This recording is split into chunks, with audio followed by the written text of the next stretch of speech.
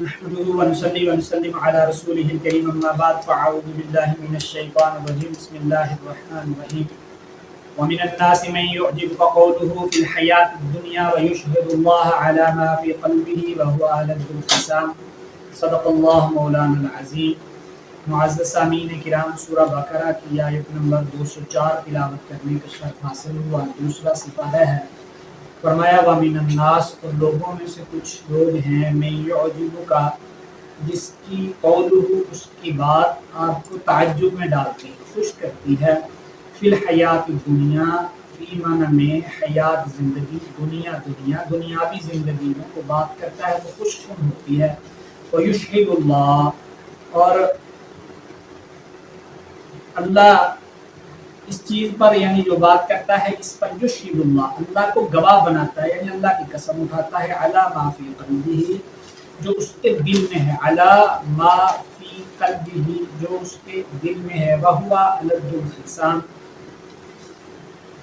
حالانکہ وہ شخص بہت الد خصام، بہت جھگڑالو ہے، بہت زیادہ لڑنے والا ہے۔ اس آیت کے شان نزول کے متعلق علماء نے ایک واقعہ لکھا ہے۔ تو پہلی بات یہ ذہن میں رکھنی چاہیے کہ اس آیت کا، کسی بھی قرآن مجید کی آیت کا شان نزول میں جو واقعہ لکھا جاتا ہے کہ یہ اس واقعے کے متعلق نازل ہوئی ہے، تو وہ اس واقعے کے ساتھ خاص نہیں ہوتی، بلکہ شان نزول اس لیے بیان کیا جاتا ہے تاکہ لوگوں کو آیت کے مقصد کو مصداق تک پہنچنے میں آسانی ہو۔ تو یہ مصداق سمجھنے میں آسانی، مضمون آیت کے سمجھنے میں آسانی کے لیے ساتھ شان نزول بیان کر دیا جاتا ہے تاکہ لوگوں کو سمجھ آ جائے کہ یہ بات اصل میں یہ تھی، ورنہ یہ عمومی حکم ہوتا ہے، ہر ایک کے لیے یہ حکم ہوتا ہے، یہ صرف یعنی جس میں یہ عادت پائی جائے گی اسی کے لیے یہ حکم ہوگا، وہ خاص اس شخص کے لیے حکم نہیں ہوتا۔ تو اس آیت کے شان نزول کے متعلق علماء نے لکھا ہے کہ یہ نازل ہوئی حضرت امام قرطبی، امام سدی، امام ابن جریر طبری، معالم التنزیل، تمام بڑی تفاسیر میں لکھا ہے کہ اخنس ابن شریک یہ ایک منافق تھا۔ بعض علماء نے اس کا نام ابئی لکھا ہے کہ اخنس اس لیے کہتے تھے کہ غزوہ بدر کے موقع پر یہ بنو زہرہ کا حلیف تھا، تو ان کے 300 لوگوں کو لے کے الگ ہو گیا تھا، تو اس لیے نبی پاک صلی اللہ علیہ وسلم سے اس کی راہ و رسم بن گئی، اور علماء نے وضاحت کیا کہ اس نے کبھی بھی اسلام قبول نہیں کیا تھا۔ بہرحال یہ ایک منافق تھا، بظاہر نبی علیہ السلام کو خیر خواہ تھا، بڑی اچھی گفتگو کرتا تھا،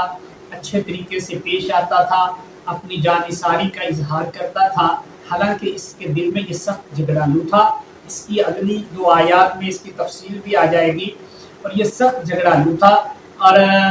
یہ لوگوں کو نقصان پہنچاتا تھا، اور دل میں نفاق تھا، بغض تھا، حسد تھا۔ یہ اس کے متعلق یہ آیت نازل ہوئی کہ اس کی باتیں آپ کو بڑا خشک، یہ بڑا چرب زبان ہے، یہ باتیں ایسے کرتا ہے، اس پر قسمیں اٹھاتا ہے، حالانکہ یہ ایسا نہیں ہے۔ حضرت عبداللہ ابن عباس رضی اللہ تعالیٰ عنہ فرماتے ہیں کہ یہ آیت ان 2 منافقوں کے بارے میں نازل ہوئی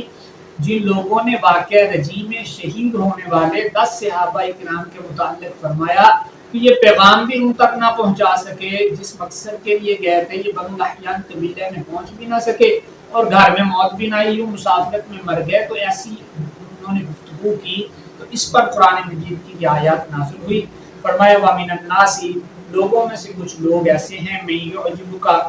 جب بات کرتے ہیں۔ اچھا، پچھلی آیات سے ان کے ربط کے بارے میں علماء نے لکھا ہے کہ پچھلی آیات میں جو تھا وہ لوگوں کے 2 گروہ تھے، اللہ نے تقسیم فرمائی لوگوں کو 2 گروہ میں، ایک جو دنیا عقیدہ آخرت کے منکر ہیں اور صرف دنیا ہی طلب کرتے ہیں، اور ایک جو عقیدہ آخرت کے ماننے والے ہیں، دنیا اور آخرت دونوں کی بھلائی اللہ سے طلب کرتے ہیں۔ تو یہاں پر بھی 2 قسم کے لوگوں کا بیان فرمایا، ایک جو نفاق والے ہیں، اور اگلی آیات میں اخلاص والوں کا۔ تو لوگوں کی یہاں بھی 2 تقسیم فرمائی۔ یا علماء نے لکھا ہے پچھلی آیات میں اغراض دعا کی غرض، مقصد، غایت کیا ہے، وہ دو قسم کے لوگ کا تذکرہ فرمایا تھا۔ تو ان آیات میں بھی دو لوگوں کو پھر دو گروہوں میں تقسیم کیا ہے، نفاق اور اخلاص۔ فرمایا وَمِنَ النَّاسِ مَن يُعْجِبُكَ قَوْلُهُ، تو یہاں پر فرمایا وَيُشْهِدُ اللَّهَ عَلَى مَا فِي قَلْبِهِ، تو یہ قرآن مجید میں دوسری جگہ اللہ فرماتے ہیں اتَّخَذُوا أَيْمَانَهُمْ جُنَّةً، تو وہ تو جو ہے وہ جنہ اپنی قسموں کو اپنی ڈھال بناتے ہیں منافق، اور اللہ ان کے بارے میں فرماتا ہے وَاللَّهُ يَشْهَدُ إِنَّ الْمُنَافِقِينَ لَكَاذِبُونَ، اللہ جانتا ہے کہ یہ منافق جھوٹ بولتے ہیں۔ تو اصل میں حق اور باطل کے معیار، اعمال کا معیار اور اعمال کی بنیاد وہ دل ہے۔ تو یہ دل ان کا چونکہ مسلمان نہیں ہے، تو نبی پاک صلی اللہ علیہ وسلم نے فرمایا کہ یہ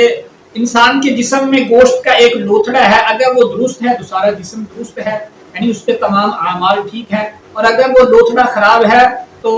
اس کے تمام اعمال خراب ہیں۔ تو فرمایا الا وہی القلب، وہ دل ہے، یعنی مقام ایمان و نفاق و حسد و بغض کے تمام چیزوں کا مقام اصل میں دل ہے۔ تو یہ فرمایا وَهُوَ أَلَدُّ الْخِصَامِ، وہ قسمیں بھی اٹھاتا ہے۔ تو یہ الد الخصام حضرت عائشہ رضی اللہ تعالی عنہ فرماتی ہیں نبی پاک صلی اللہ علیہ وسلم نے فرمایا کہ اللہ سب سے زیادہ بغض، سب سے زیادہ نفرت اس آدمی سے رکھتا ہے جو الد الخصام ہے، یعنی سخت جھگڑالو ہے۔ اب الد کا معنی کیا ہے؟ یہ جھگڑا کرنے والے کو بھی الد کہتے ہیں، اور اسی طرح حضرت ابو عبیدہ حضرت زجاج رضی اللہ تعالی علیہ فرماتے ہیں کہ الد الخصام کا معنی ہے کاذب القول۔ حضرت حسن رحمۃ اللہ تعالی علیہ فرماتے ہیں کاذب القول، جھوٹی بات کہنے والا، یعنی جھوٹ بولنے والا۔ حضرت قتادہ فرماتے ہیں الد الخصام کا معنی ہے شدید القوت فی المعصیہ، یعنی وہ گناہ کرنے میں سخت ہے، باطل کو نافذ کرنے میں سخت ہے۔ تو اس لیے اسے نبی پاک صلی اللہ علیہ وسلم نے فرمایا اللہ کو سب سے زیادہ وہ جھگڑا کرنے والا، یعنی اللہ کے ہاں سب سے زیادہ جو اللہ جس سے نفرت کرتے ہیں وہ الد الخصام ہے، یعنی جس کے دل میں لڑائی اور جھگڑا ہے اور جھوٹ بولتا ہے۔ تو اس لیے اس کو سب سے پہلے نبی پاک صلی اللہ علیہ وسلم نے اس کے بارے میں یہ فرمایا۔ اللہ سمجھنے عمل کی توفیق عطا فرمائے۔ وما علینا الا البلاغ۔